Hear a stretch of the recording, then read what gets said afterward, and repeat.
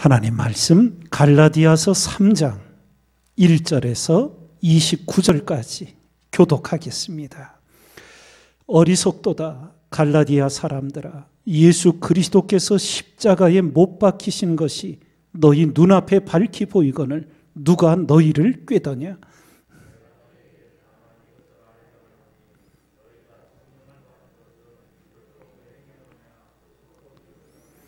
너희가 이같이 어리석으냐? 성령으로 시작하였다가 이제는 육체로 마치겠느냐?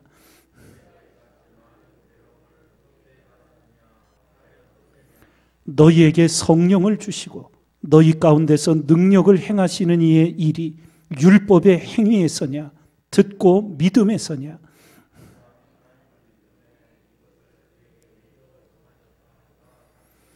그런즉 믿음으로 말미암은 자들은 아브라함의 아들인 줄 알지어다.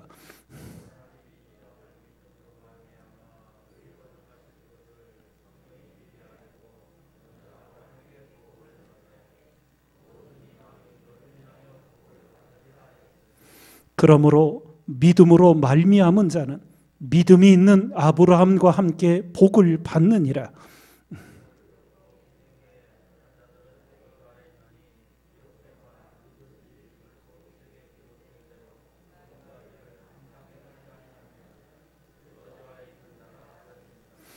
또 하나님 앞에서 아무나 율법으로 말미암아 의롭게 되지 못할 것이 분명하니 이는 의인이 믿음으로 살리라 하였음이니라.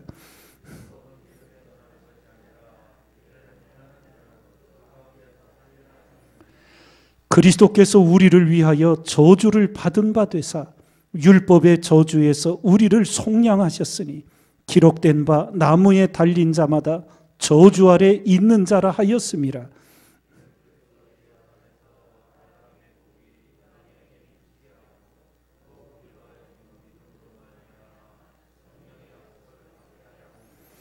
형제들아, 사람의 예대로 말하노니 사람의 언약이라도 정한 후에는 아무나 폐하거나 더하거나 하지 못하느니라.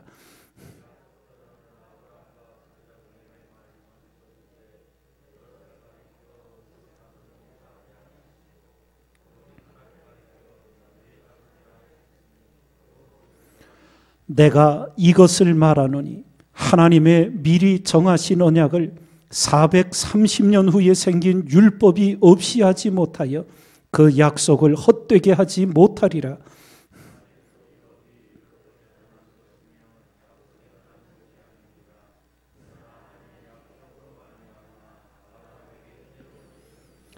그런즉 율법은 무엇이냐? 범법함을 인하여 더한 것이라. 천사들로 말미암아 중보의 선을 빌어 베푸신 것인데 약속하신 자손이 오시기까지 있을 것이라.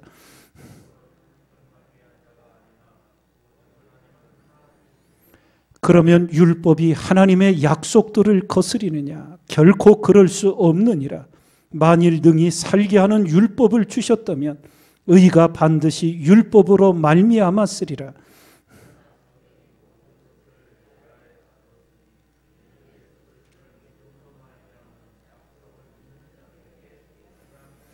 믿음이 오기 전에 우리가 율법 아래 매인 바 되고 계시될 믿음의 때까지 갇혔느니라.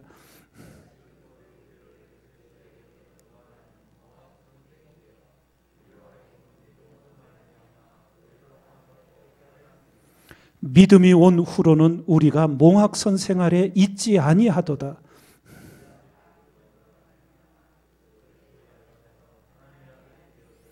누구든지 그리스도와 합하여 세례를 받은 자는 그리스도로 옷 입었느니라.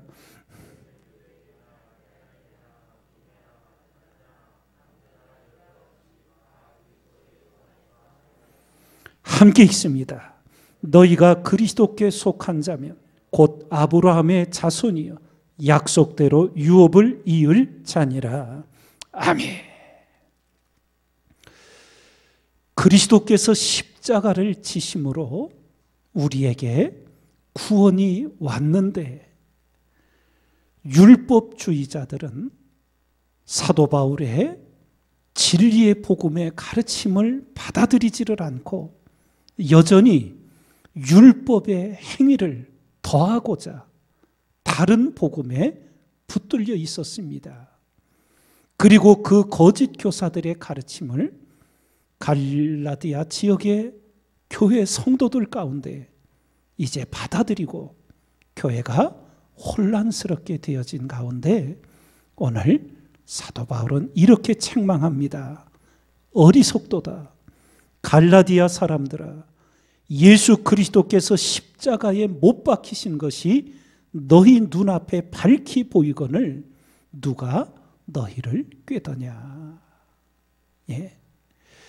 우리의 구원은 오직 믿음으로, 오직 은혜로 온 것이지 율법의 행위로 말미암은 것이 아니라는 것을 거듭 말하며 그리스도의 십자가를 헛되이 하는 어리석음에서 벗어날 것을 또 일깨우게 됩니다.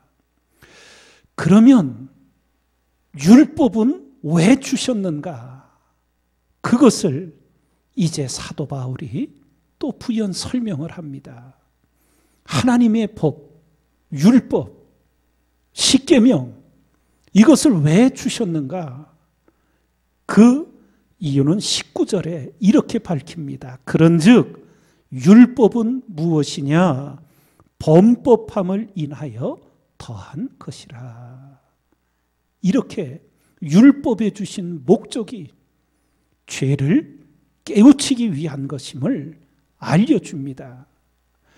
에덴 동산에서 선악과 범죄가 없었다면 율법이 주어질 필요가 없었어요. 죄로 인해 어두워진 사람의 양심은 죄를 지어도 죄를 분별을 못합니다.